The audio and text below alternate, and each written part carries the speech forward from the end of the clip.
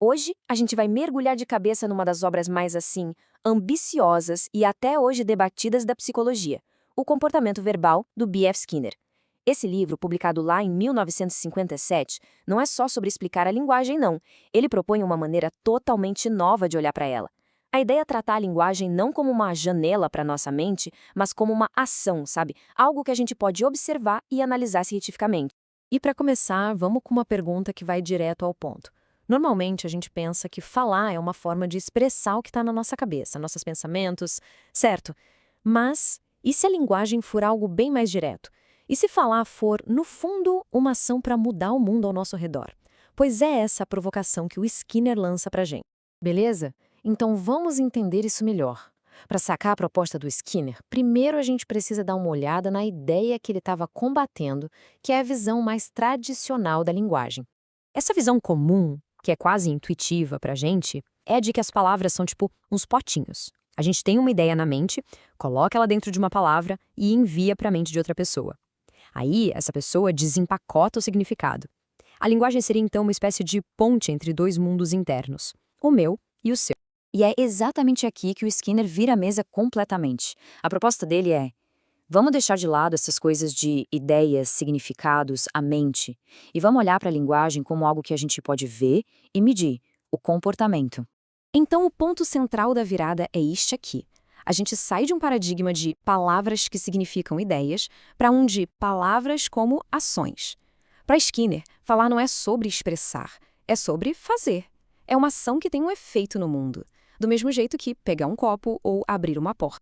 Essa aqui é a definição formal que o Skinner apresenta no livro dele. Parece simples, né? Mas ela é muito poderosa. Comportamento verbal é o comportamento reforçado pela mediação de outras pessoas. O que isso quer dizer na prática? Quer dizer que a linguagem só existe e só funciona por causa da interação. Eu falo alguma coisa e a reação de outra pessoa que dá uma função para minha fala.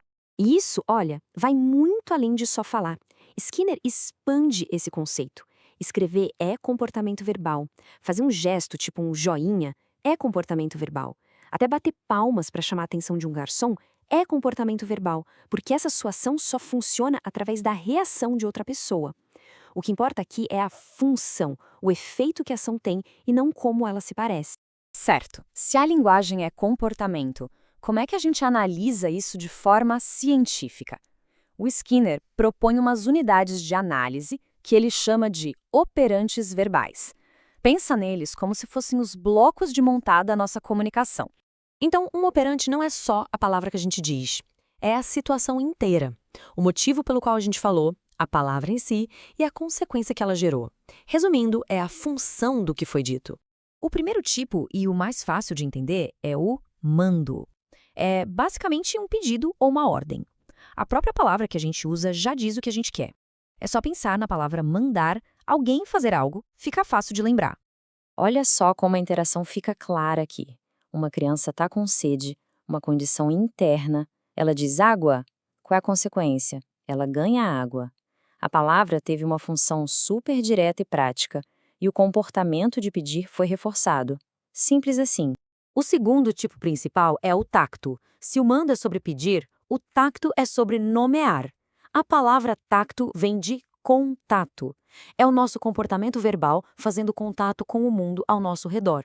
É quando a gente descreve ou identifica as coisas. E este exemplo mostra perfeitamente a diferença. A criança vê o cachorro e fala cachorro. Ela não ganha o cachorro de presente. O reforço aqui é social, um sorriso, um isso mesmo, parabéns. A gente aprende a nomear o mundo porque a nossa comunidade nos ensina e nos recompensa por fazer isso do jeito certo. Agora vamos para um nível um pouquinho mais complexo. Como é que essa análise explica o jeito que a gente fala sobre o nosso próprio conhecimento? Como a gente diferencia aquilo que a gente viu daquilo que só ouvimos falar? O Skinner usa essa pergunta para guiar a gente. Quando a gente faz essa pergunta para alguém, o que estamos pedindo são mais informações sobre o que está controlando a fala daquela pessoa. Basicamente, estamos perguntando qual é a fonte da sua informação. E para explicar isso, Skinner cria o conceito de autocrítico. O nome é meio complicado, mas a ideia é super comum no nosso dia a dia. É a linguagem que fala sobre a própria linguagem. Só aquelas palavrinhas e frases que dão um contexto para o que a gente está dizendo. Olha só que fácil de entender com exemplos. Quando alguém diz, eu acho que vai chover, essa parte eu acho que é o autocrítico. Ela está informando quem ouve sobre a força da afirmação. O mesmo vale para eu ouvi dizer que ou tenho certeza que. É a linguagem que a gente usa para qualificar a nossa própria fala. Beleza, mas aí sempre surge aquela pergunta, né? E o pensamento? Se tudo é comportamento que a gente pode observar, onde é que fica o nosso mundo interno, silencioso, privado? A resposta do Skinner é bem direta: pensar é se comportar. O pensamento, na maioria das vezes, é só comportamento verbal que acontece debaixo da pele. É a gente falando com a gente mesmo. As mesmas regras que valem para a fala em voz alta, valem para essa fala privada. Não é um processo misterioso, é só comportamento numa escala menor. E no final das contas, por que tudo isso importa? Bom, importa porque essa análise transforma a linguagem de um conceito abstrato, meio mágico, em um fenômeno natural. Ela nos dá ferramentas práticas para ensinar a linguagem, por exemplo, para crianças com dificuldade de desenvolvimento.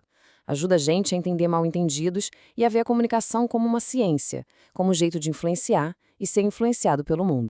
E para fechar essa citação do próprio Skinner, lá do finalzinho do livro, que é a definição perfeita da teoria dele em ação, ele admite que todo o esforço do livro foi uma tentativa de fazer quem lê se comportar verbalmente como ele. Ou seja, usar os conceitos que ele ensinou. O próprio livro é um baita exemplo de comportamento verbal projetado para mudar o comportamento verbal de quem lê. Isso deixa a gente com uma reflexão final. Se o Skinner estiver certo e a linguagem for, na sua essência, um comportamento que age sobre os outros, será que toda vez que a gente fala, escreve ou gesticula, a gente está, em algum nível, tentando influenciar o comportamento de alguém? Fica aí uma ideia para a gente pensar a respeito.